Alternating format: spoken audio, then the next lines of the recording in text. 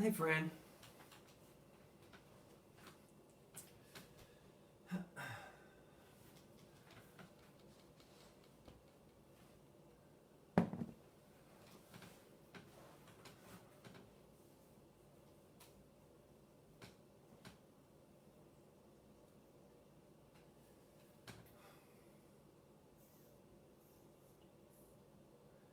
going to wait another minute or two for more people to sign in.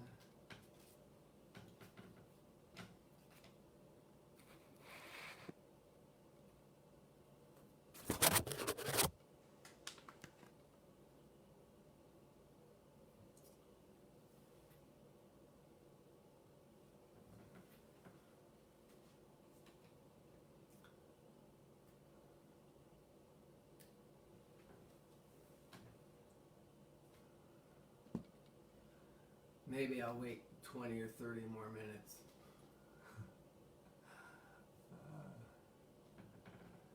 Hey, Nancy, happy Sunday.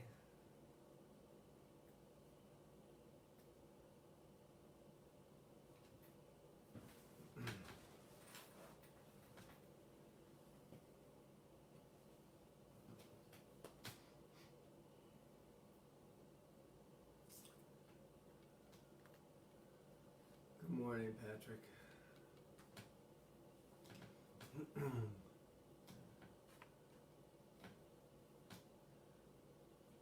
So I'll wait just another minute before we start.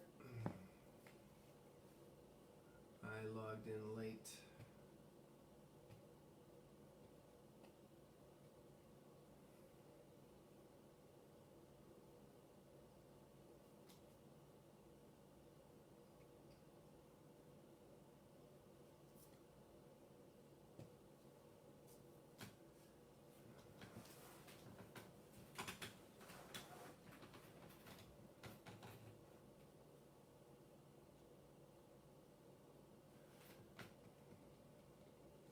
Okay, let's start. It's 8:02 Sunday morning, and I'm going to talk to you about something called Ho'oponopono. It's an old, ancient Hawaiian tradition of working through the field, working yourself, and again, it's called Ho'oponopono. It's actually spelled H-O''OPONOPONO.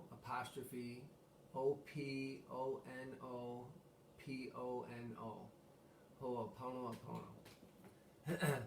And it has some principles which I'll get to, and it has its own language when looking at things. So if you're familiar with me talking about Dr. Joe Dispenza, there's similarities, and that's because everybody is saying the same thing with different languaging. So with Ho'oponopono, we have come into this lifetime to do what we can do. And according to this tradition, our only opponent is our own memories. But we must remember we are not our memories, and they are not us. If you've heard me teach in class, you've heard me say you are not your thoughts, you are not your emotions, you are not your feelings, yet we have all of those. Okay? So for every conscious memory that we are aware of, there are millions of memories that we are not aware of. There are millions of unconscious memories we're not aware of. Either way, the memories are not us.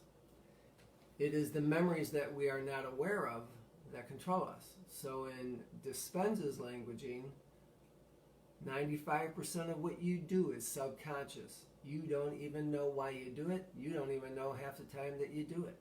It's subconscious. In this language, they say it's memory. Okay, it's the same thing. So it's the unconscious thoughts that control us. It's the memory that we live by. And I could get into an explanation of how memory works. It's actually quite interesting. Whenever you have an experience,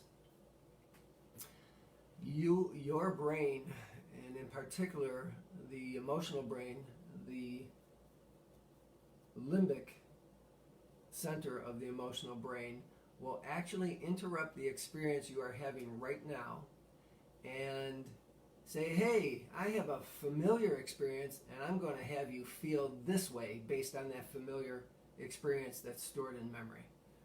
And that's actually done in the amygdala within the limbic brain. So most of the time that you're having one experience after the other, your memory is interrupting it and telling you how to feel. So interestingly, we are taught in history, and we are taught history so that we do not repeat the same mistakes in history. Yet we are taught those very mistakes. We are not taught alternatives to those mistakes. We are taught the mistakes by reviewing history. How dumb is that? And people insist that we need to know our history, and most of the history that we learn is on conflict and war. And we're not taught what we could have been. We were taught about that conflict and that war. And we create these memories. And that is, again, it's really ignorant. It's dumb. So everything we experience, and most of it is unconscious, is in us. Yet when we say, I love you, while in zero state, and I'll explain that, we have the power to erase and undo memories through all times, all lives, all universes, all dimensions, through everything. So I said when we say I love you, when we are in zero state. What I mean by that is when you say I love you to someone and it's conditional, you're not in zero state. It's conditional because you have a memory of such and such and they did this and you did that and so on and back and forth. And it's a conditional love, and it's a humanistic love. Even if it's unconditional, it's still humanistic. I'm talking about agape love. When you are in not the feeling of love, you are in the state of love. Okay, which is very, very different than feeling the feeling you feel when you are in love with someone. Okay, that's humanistic love. Agape love, meaning godly love, is a state of being in which you are love. So when we say I love you, when you're in that, what's called zero state's a quantum term, quantum physics term, but it's used all the time now. You can look up that term, zero state or 0 point. There are a lot of books written on it. When we say I love you, when we're in the zero state, when we are in the zone, we are not only in a state of love, but the body is emanating love. We have the power to erase and undo memories through all time, all dimensions, all universes, through everything. Now, A Course in Miracles teaches that one of the miracle principles is it collapses time. How does it do that? It erases all reference to that memory as though it never existed. No, it's not a lobotomy. It never happened because you changed your mind. Okay? Because it didn't... once it is truly forgiven, it didn't exist. So we have a saying, I'll forgive you, but I won't forget. Well, that means you did not forgive. Okay? Forgiveness is not the way we have all been taught it is. It's not what it is. Forgiveness is this. You never made a mistake in the first place. So there is really nothing for me to forgive. But in our egocentric way of thinking, forgiveness is all right, you screwed up, but I'm a bigger person and I'll forgive you. Okay? Or if it's with a child, you have no problem forgiving them. Yeah, I forgive you. But when it comes to an adult, you don't forgive. We don't forgive. We tend to hold on. So when we do that, when we take that step and say we forgive, but we didn't really forgive because we didn't forget, it's always in our memory. It's always in our subconscious. And it's going to come back because you did not let it go. So in A Course in Miracles, when it says, miracles collapse time, one of the 50 principles of miracles is that it collapses time. It truly looks at forgiveness a totally different way. So one more point to illustrate that. God never, ever, ever, ever forgives you because God never, ever, ever blamed you or assigned guilt or assigned wrong. Okay? Jesus, same thing. That's why Jesus became so elevated and became what we believe him to be today, because he became a master. When he looked at you, he saw no error. Okay? So, to move on. So when we say, I love you, we are reconnected to Source, because Source is love. You are love. We are love. We came from love. When we are at 0 point, we are in the moment. We are as we were created, in the exact likeness of the divine. There are no problems, no hang-ups, no issues, no worries, no labels, no titles. There's nothing. At this point, we are family with no religion, no race, no color, with total freedom. So just one thing I want to interject. Have you ever noticed that whenever there's a problem in your life, you are always there? Yeah, I know. So in the Ho'oponopono tradition, or Ho'oponopono, so I never say that right, there are 4 statements that they repeat over and over and over again. And they are these 4. I'm sorry. Please forgive me. I love you. Thank you. And I want to explain some of this. Okay? When you say I'm sorry for whatever is going on within me that is out of alignment with you being Source. I'm sorry. We experience sorrow because we separated from Source. When we say I love you, we are recognizing that we are not only separated from Source, but we have something going on within that has caused discomfort or pain or upset due to our belief that we are other than Source. So if you've ever studied any scripture or any philosophy, whether it's Eastern or Western, the first big misstep we ever took was to think we were separate from Source. So this statement, I'm sorry, or I am sorry, is a recognition that, all right, we think we're separate, but we're really not, and we're putting it out there, and we're putting it out there, and we're putting it out there, because these are statements, these 4 statements are repeated over and over and over.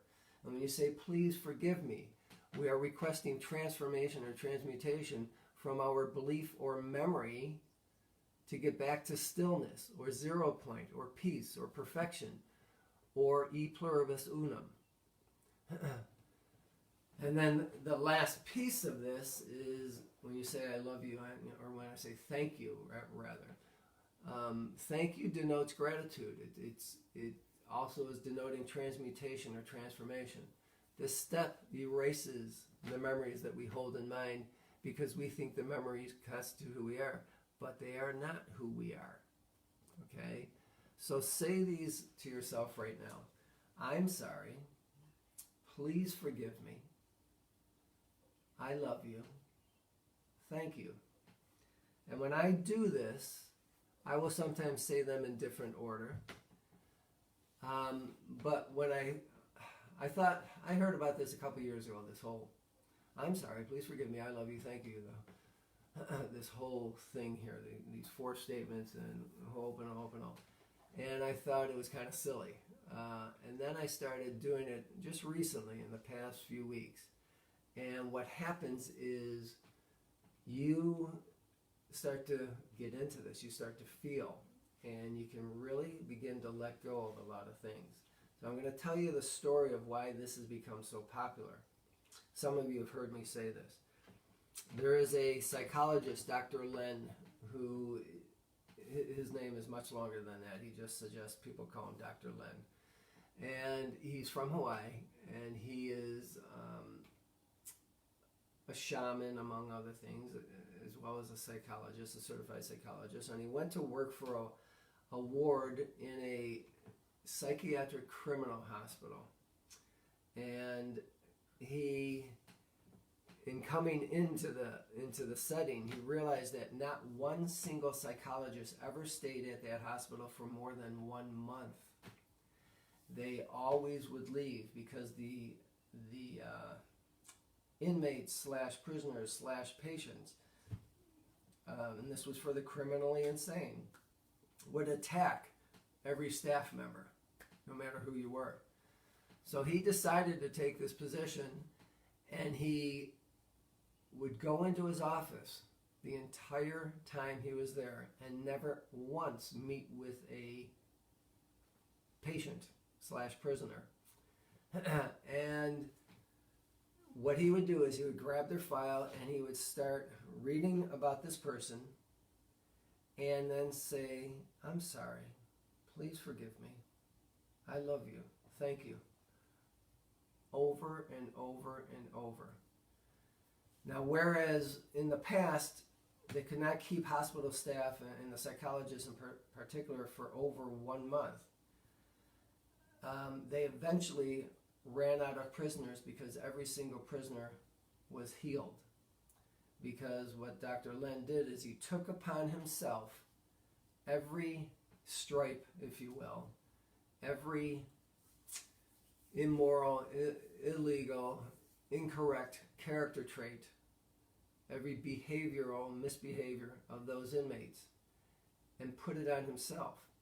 Why? Because the premise behind Ho'oponopono is this: if you out there are a murderer or a robber or a immoral or you name it, then I must have that trait potentially within me.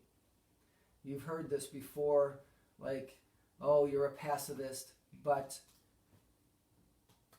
a family member of yours is attacked and you almost take out the person who attacked your family member, and you didn't know you could ever do that. So the thinking in this tradition is, I have every potential trait within me that you have, and if I am going to heal, I need to heal you.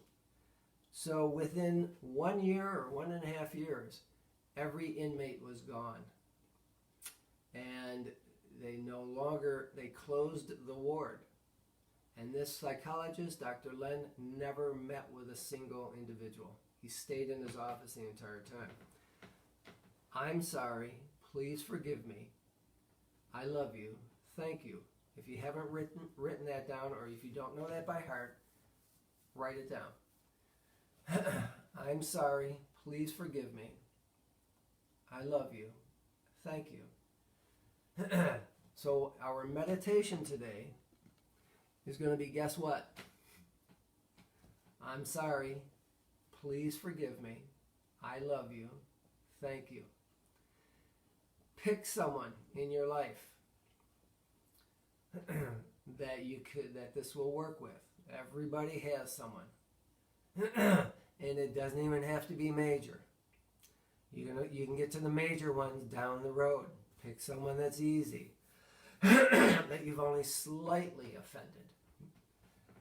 And so if you have a relationship with anyone on the planet, I can guarantee you've probably slightly offended almost every one of them, somehow. So close your eyes. Get situated in your seat. Begin breathing in and out of your nose. So do all your physical setup initially to get yourself situated start feeling good physically, clearing that aspect of you.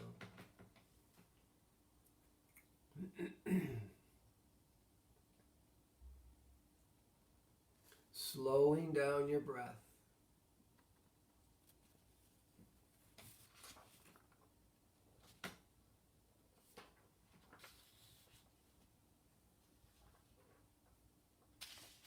Breathing deeper, more fully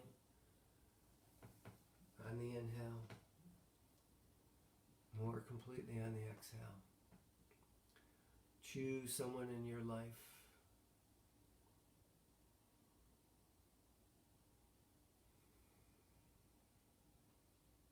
And then say in your mind, I'm sorry.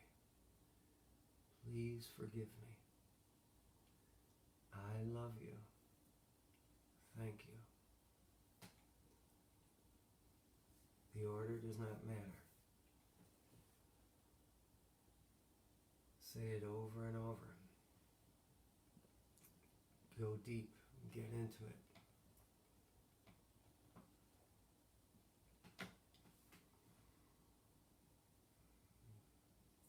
Use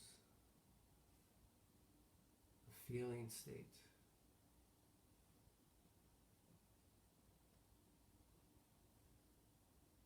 so that the field is affected by your very intentional words. The person you are focusing in on is affected by your very intentional words. Say it over and over and over. Remember, the thank you is the equivalent to gratitude. The mere fact that you are saying these 4 statements means it's done. All healing is complete. No prayer goes unanswered.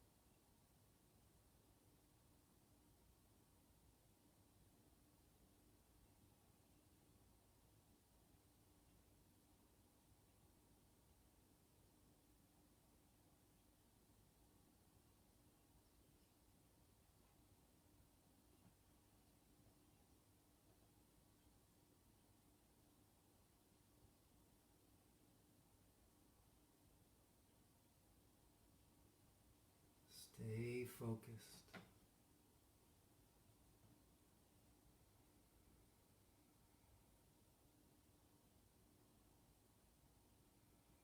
Stay focused on reaching that 0 point.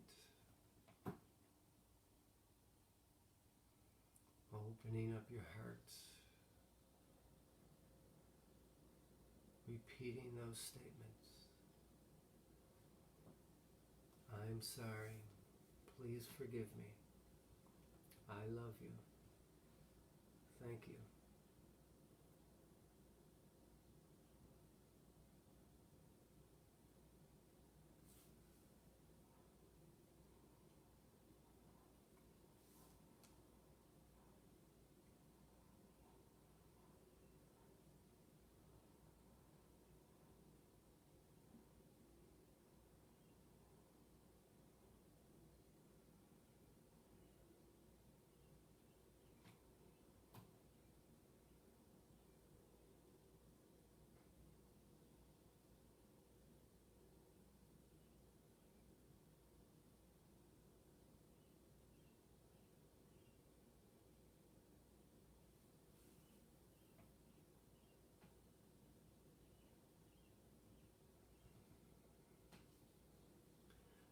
As you continue to do this, understand that this is not meant just for other people.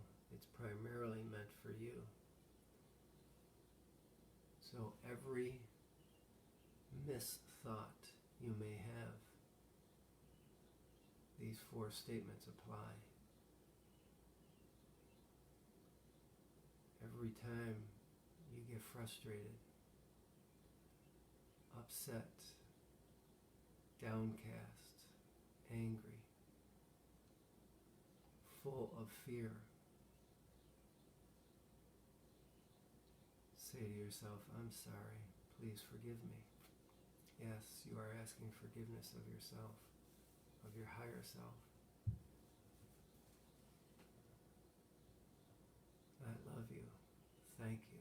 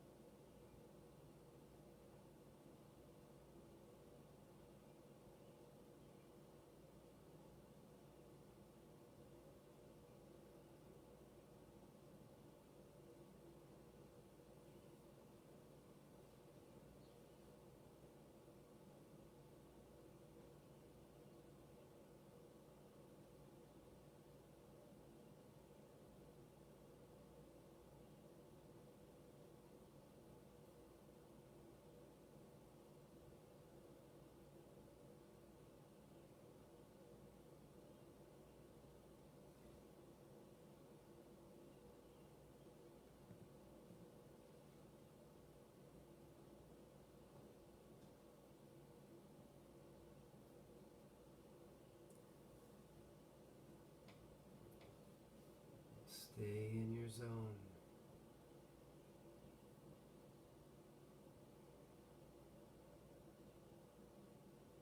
There's countless people you can do this with. There are countless thoughts of your own you can do this with. This is all about you. Self-correcting.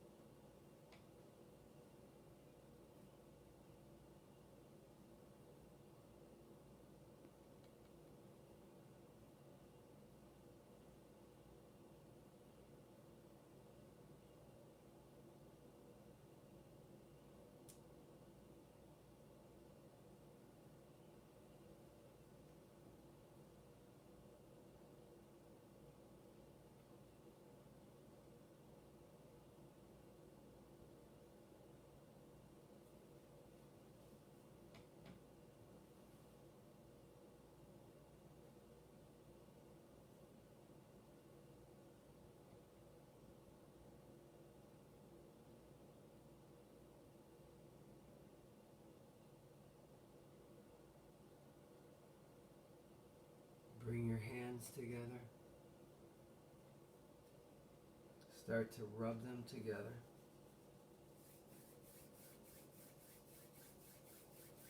Generating heat. Place them over your eyes.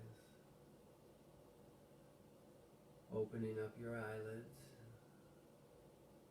And slowly removing your hands.